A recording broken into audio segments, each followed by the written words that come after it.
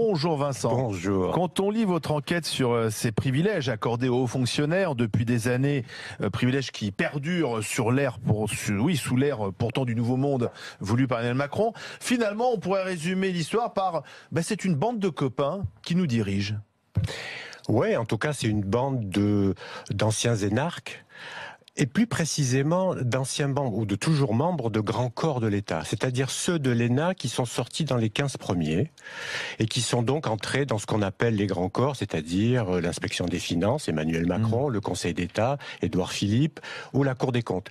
Et ces gens-là, d'année en année, trustent l'ensemble de l'État, mais aussi des grandes entreprises, des entreprises publiques, et se les refilent les uns les autres. Quelle que soit d'ailleurs la couleur politique du gouvernement qui nous dirige, finalement, eux ne bougent pas. Ce système perdure, gauche, droite ou maintenant En Marche.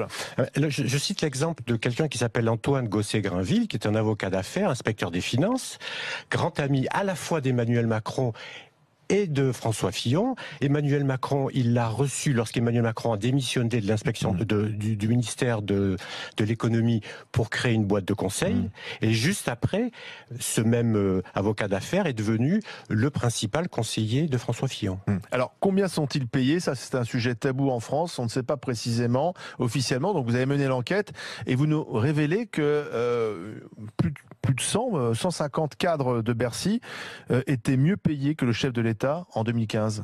Oui, et 600 hauts fonctionnaires de l'ensemble des ministères gagnent plus que le chef de l'État. Alors je ne sais pas si ces chiffres sont scandaleux. Ce que je sais ce qui est scandaleux, c'est que ce ne soit pas c'est le manque de transparence. C'est l'opacité. Et pourquoi? Je crois que maintenant avis. on était dans l'ère de la transparence, notamment en ce qui concerne l'argent public. Oui. Pour les ministres, par exemple, on pour les exige ministres de la maintenant, pour les députés, mais pas pour les hauts fonctionnaires. Les notes que je révèle sont classées confidentielles, un peu comme le code nucléaire. C'est hallucinant. Pourquoi? On a peur de quoi? Du montant, tout de même.